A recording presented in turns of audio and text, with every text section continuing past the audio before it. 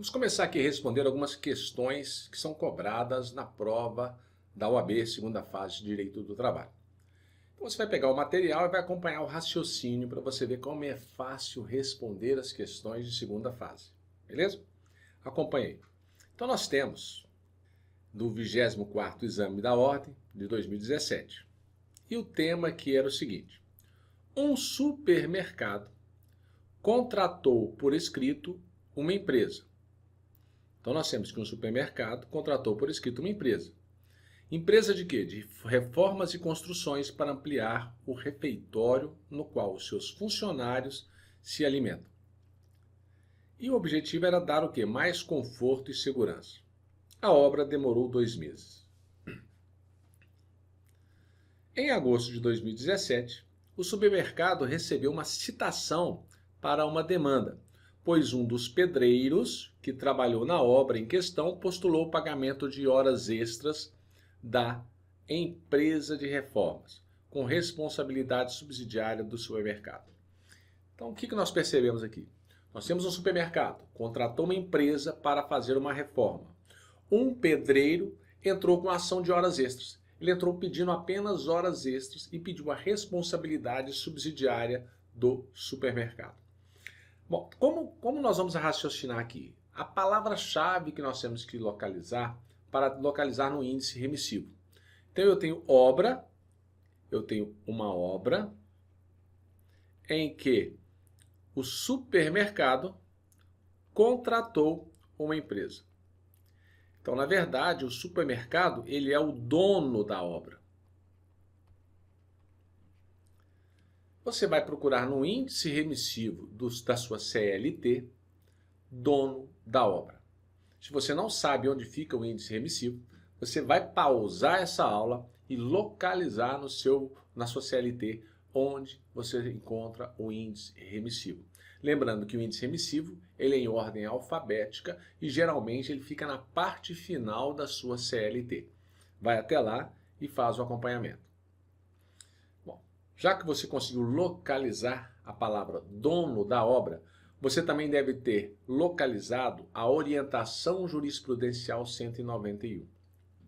E observe que o que está pedindo aqui na letra A é informe que tese jurídica. Se é uma tese jurídica, nós não vamos encontrar em lei. Ou eu vou encontrar em uma súmula, ou eu vou encontrar em uma orientação jurisprudencial.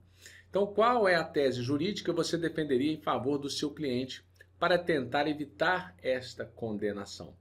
Você vai ter que alegar a tese jurídica de que você é o dono da obra e que o dono da obra não tem responsabilidade nem solidária, nem subsidiária por quaisquer débitos trabalhistas. Procurou a OJ? Vai lá na OJ 191. Se estiver tendo dúvida para manusear a sua CLT, você vai enviar para mim uma foto para eu ter conhecimento de qual é a CLT que você está utilizando. Eu sugiro que você utilize a CLT da Juspodium, então você pode utilizar a CLT da Juspodium, ou você vai utilizar a CLT da LTR, acho que a desse ano 2018 é uma capa amarela. Você pode localizar no índice remissivo da CLT. Lógico, nós temos que utilizar uma CLT atualizada com base na reforma trabalhista, para ficar mais fácil. Você localizando a OJ, você vai encontrar o texto. Diante da inexistência de previsão legal específica, o contrato de empreitada de construção civil entre o dono da obra e o empreiteiro não enseja responsabilidade solidária nem subsidiária nas obrigações trabalhistas contraídas pelo empreiteiro, salvo sendo o dono da obra uma empresa construtora ou incorporadora. Supermercado é empresa construtora ou incorporadora de imóveis? Não. Se ela não tem responsabilidade solidária nem subsidiária. E aí você vai fundamentar. Você, ao responder a questão, você tem que identificar qual a letra você está respondendo. Então você deve colocar na folha de resposta, letra A. A tese jurídica adotada é que. E aí chega um momento que você tem que parafrasear o que está escrito nessa OJ. Você não pode só citar a OJ. Por exemplo, a tese jurídica adotada é nos termos da OJ 191. Se você colocar isso, OJ 191 do TST, a sua prova, essa resposta vai ser considerada como zero. Não vai ser dado ponto nessa menção da orientação jurisprudencial.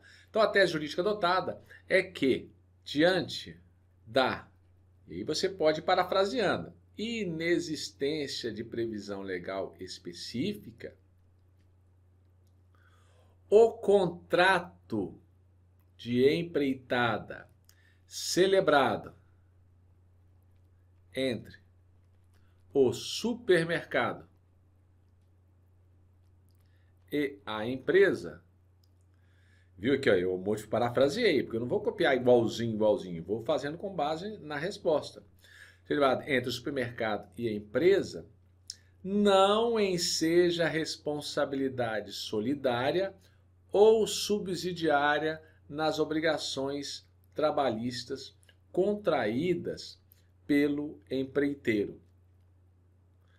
Ponto. Além disso, vírgula, o supermercado não é, você não pode abreviar, aqui eu abreviei, você deve copiar por extenso, não é uma empresa construtora ou incorporadora. Bom,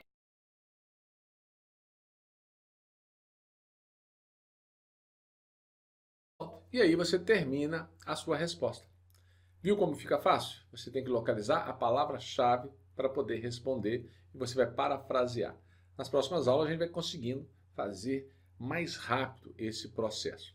E a letra B? O que está pedindo na letra B? Se na ação houvesse também pedido de recolhimento do INSS do período trabalhado na obra, que preliminar você, por cautela, suscitaria? Bom, então, o pedido que nós temos foi horas extras. Aí está falando que se tivesse o pedido de recolhimento do INSS do período contratado. Ora, você deve ter lembrado que as contribuições previdenciárias, a Justiça do Trabalho só pode condenar das sentenças que ela proferir. E uma palavra-chave que nós temos nessa pergunta é preliminar.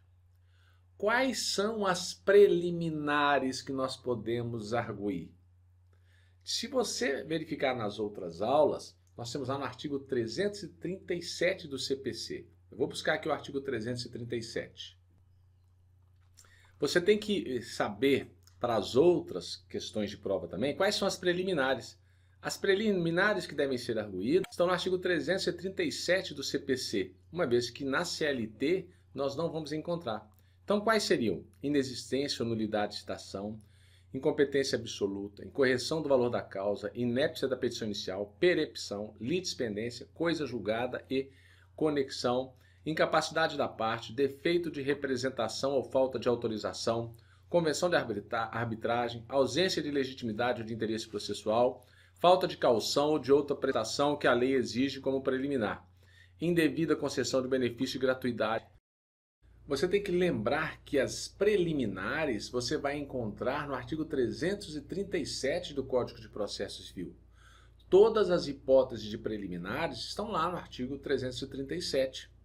E aqui no caso, será que a preliminar que nós vamos arguir é uma preliminar de inexistência ou nulidade de citação? Não. Nós estamos falando de contribuição previdenciária. E quando fala de contribuição previdenciária, tem alguns momentos que a Justiça do Trabalho ela é incompetente, absolutamente incompetente para julgar.